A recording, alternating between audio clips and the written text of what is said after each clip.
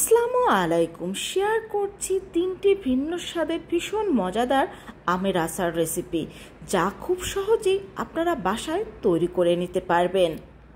প্রথমে শেয়ার করছি তেল ছাড়া টকঝাল মিষ্টি আমের আচার। আর এই আচারটা কিন্তু তেল ছাড়া তৈরি করা হলেও সারা বছর সংরক্ষণ করা যাবে। এজন্য এখানে আমি কিছু কাঁচা আম নিয়েছি। এখন আমের খোসাগুলো ভালোভাবে ছাড়িয়ে নেব। ছাড়িয়ে নেওয়ার পরে পানি দিয়ে ভালোভাবে এই আমটাকে ধুয়ে পরিষ্কার করে নেব। তো আমটাকে ভালোভাবে ধুয়ে নেওয়ার পরে এখন এখান থেকে একটা একটা করে আম আমি নিয়ে নেব, আর ছুরির সাহায্যে ঠিক এইভাবে করে আমগুলোকে আমি ঝুড়া করে কেটে নেব। আর সব আমগুলোই কিন্তু এইভাবে করে আমি ঝুড়া করে কেটে নিয়েছি। এখন একটা প্যানের মধ্যে এই ঝুড়া করা আমগুলো আমি দিয়ে দিচ্ছি। তারপরে এখানে আমি দিয়ে দিচ্ছি হাফ কাপের মতো চিনি। এখন এই চিনিটার সাথে আমটাকে ভালোভাবে মিশিয়ে নেব। এখন এখানে আমি দিয়ে দেব 2 টেবিল চামচ পরিমাণ ভিনেগার। যেহেতু তেল ব্যবহার করছি না, আচারটা সারা বছর সংরক্ষণ করতে চাইলে অবশ্যই কিন্তু এই ভিনেগারটা ব্যবহার করতে হবে। তো এখন ভিনেগারটাও মিশিয়ে নেওয়ার পরে এটাকে আমি 10 থেকে 15 মিনিট রেস্টে রেখে দেব। এখানে আমি কিছু শুকনো মরিচ নিয়েছি। শুকনো মরিচটা কিছুটা ভেজে নেওয়ার পরে এখানে আমি দিয়ে দেব 1 টেবিল চামচ পরিমাণ পাঁচফোড়ন। এখন এই পাঁচফোড়ন শুকনো মরিচ একসাথে ভিজে নেওয়ার পরে এটাকে আমরা ভালোভাবে গুঁড়া করে নেব। এই তো আমি শুকনো মরিচ আর পাঁচফোড়নটা গুঁড়া করে নিয়েছি। ফিরে আসলাম আমি এখানে 15 মিনিট পরে। দেখতেই পাচ্ছেন আম থেকে কিন্তু প্রচুর পরিমাণে পানি বের হয়েছে। এখন এটাকে আমি চুলায় বসিয়ে দেব। আর এখানে কিন্তু আমি কোনো প্রকার পানি ব্যবহার করব না। চিনি আর আম থেকে যে পানিটা বের হয়েছে এতেই কিন্তু আচারটা তৈরি হয়ে যাবে। তো এখানে আমি হাফ টেবিল চামচ পরিমাণ লবণ ও হাফ টেবিল চামচ পরিমাণ বিট লবণ দিয়ে দিচ্ছি 1 চিমটির মতো হলুদ আর 1 চা চামচ পরিমাণ লাল মরিচের গুঁড়ো। তো আচারটা যখন 80% হয়ে আসবে তখন এর মধ্যে আমরা পাঁচফোড়ন আর মরিচ গুঁড়াটা দিয়ে দেব। দিয়ে দেওয়ার পরে যখন এটা রান্না করতে করতে এর কালারটা ঠিক এরকম চেঞ্জ হয়ে আসবে, তখনই বুঝবেন যে আচারটা একেবারে তৈরি হয়ে গিয়েছে। এই তো আমাদের আচারটা তৈরি হয়ে গিয়েছে। এখন এটাকে ঠান্ডা করে কোনো একটা কাচের জারে ভরে আমরা সারা বছর সংরক্ষণ করে রাখতে পারি। আর এটা কিন্তু পোলাও খিচুড়ির পাশাপাশি ডাল ভাতের সাথে খেতেও অনেক বেশি ভালো লাগে। শেয়ার করছি কাশ্মীরি আমের আচার রেসিপি। কিভাবে এই কাশ্মীরি আচারটা খুব সহজে পারফেক্টভাবে তৈরি করবেন সেটাই আপনাদের সাথে শেয়ার করব। তো এর জন্য প্রথমে এখানে আমি কিছু কাঁচা আম নিয়েছি। এখন আমগুলোর খোসাটা ভালোভাবে ছাড়িয়ে নেব। তো আমগুলোর খোসাটা ভালোভাবে ছাড়িয়ে নেওয়ার পর এটাকে আমি ভালোভাবে ধুয়ে পরিষ্কার করে নেব। এই কাশ্মীরি আচারটা তৈরি করার ক্ষেত্রে কিন্তু আপনারা আঁটি শক্ত হয়েছে এমন আম নেওয়ার চেষ্টা করবেন। তো আমের আঁটিগুলো যেহেতু শক্ত, তাই বটি দিয়ে কিন্তু এই আমটাকে আমি কেটে নিচ্ছি। আর এই আমগুলো কিন্তু বেশি মোটা বা বেশি পাতলা করে কাটা যাবে না, কারণ বেশি মোটা হলে এর মধ্যে লবণ মিষ্টি কিছুই ঢুকবে না, আর বেশি পাতলা হলে এটা ভেঙে যাবে। তো সব আমগুলো আমি কিভাবে কেটে নিয়েছি নিশ্চয়ই দেখতে পেয়েছেন। এখন একটা বাটির মধ্যে আমি নিয়ে নিচ্ছি স্বাভাবিক তাপমাত্রার পানি আর দিয়ে দিচ্ছি লবণ। এখন লবণটা পানির সাথে মিশিয়ে নিয়ে এর মধ্যে আমরা সেই স্লাইস করে কাটা আমগুলো দিয়ে দেব। আর এই আমটাকে আমি 15 থেকে 20 মিনিটের মতো পানির মধ্যে ভিজিয়ে রেখে দেব। তো 15 থেকে 20 মিনিট পর এই আমগুলোকে তুলে ভালোভাবে এর পানিটা ঝরিয়ে নিতে হবে। এই আচারটা যেমন বড়রা খুব পছন্দ করে, তেমনি ঝাল কম হওয়ার কারণে ছোটরাও কিন্তু অনেক পছন্দ করে। তো এখানে আমি কিছু আদা কুচি নিয়েছি আর কিছু শুকনো মরিচ এইভাবে করে কেটে নিয়েছি।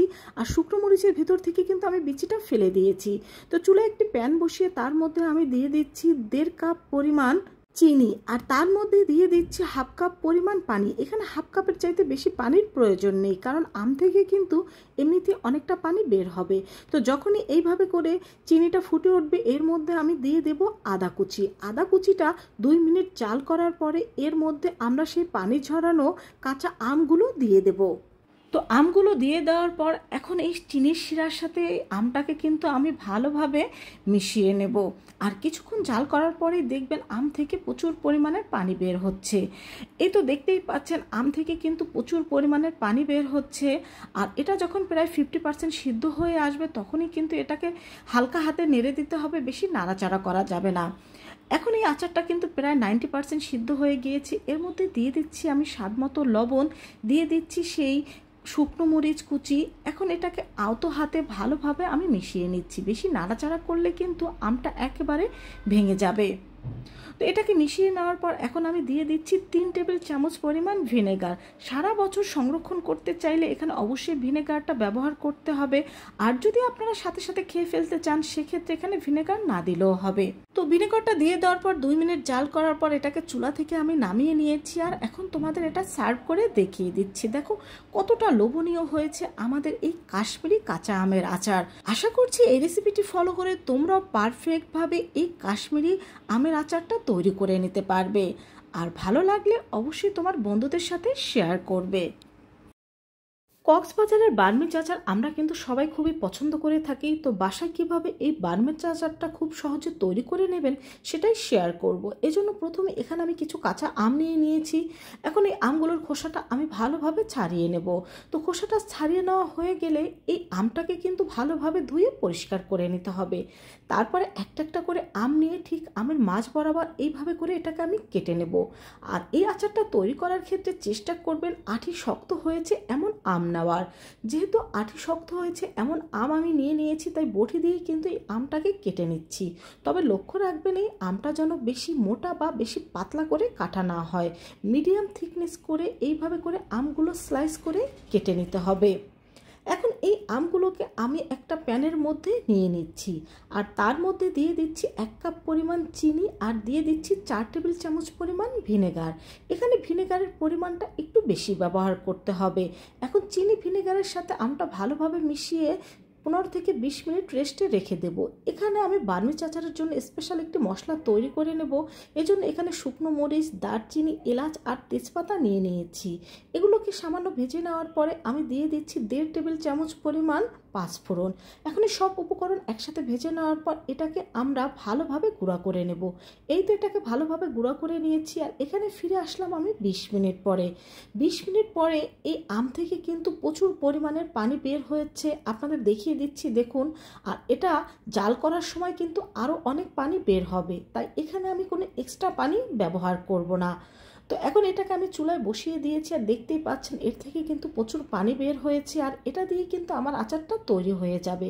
দিয়ে দিচ্ছি 1 চিমটির মতো হলুদ। এই হলুদটা দেওয়ার কারণে কালারটা কিন্তু অনেক ভালো আসবে। আর দিয়ে দিচ্ছি 1 চা চামচ পরিমাণ লাল মরিচের গুঁড়ো। এখন দিয়ে দেব এখানে আমি স্বাদ মতো লবণ। যখনই আমটা 50% সিদ্ধ হয়ে আসবে তখন থেকে কিন্তু এটাকে হালকা হাতে নেড়ে দিতে হবে, তা না হলে কিন্তু এটা ভেঙে যাবে। তো আমটা যখন 80% সিদ্ধ হবে তখন এর মধ্যে আমি দিয়ে দেব সেই মশলাটা। এখন খুবই আলতো হাতে এই মশলাটাকে আমি আমের সাথে মিশিয়ে নিচ্ছি যাতে আমটা ভেঙে না যায়। তো আমাদের আচারটা কিন্তু তৈরি হয়ে গিয়েছে। এখানে সামান্য পানি রয়ে গিয়েছে। ঠান্ডা হওয়ার পর কিন্তু এই পানিটা আর থাকবে না। আমার হাতে সময় ছিল না তাই গরম অবস্থায় তোমাদের সার্ভ করে দেখিয়ে দিচ্ছি। তবে তোমরা সার্ভ করার আগে কিন্তু এটা অবশ্যই ভালোভাবে ঠান্ডা করে নেবে। ভালোভাবে ঠান্ডা করে নেওয়ার পরে কিন্তু এই বার্মিজ আচারটা খেতে অনেক বেশি ভালো হয়। তো এইভাবে করে এই আচারটা তৈরি করে কোনো কাচের জারে তোমরা কিন্তু সারা বছর জুড়ে সংরক্ষণ করে রাখতে পারো।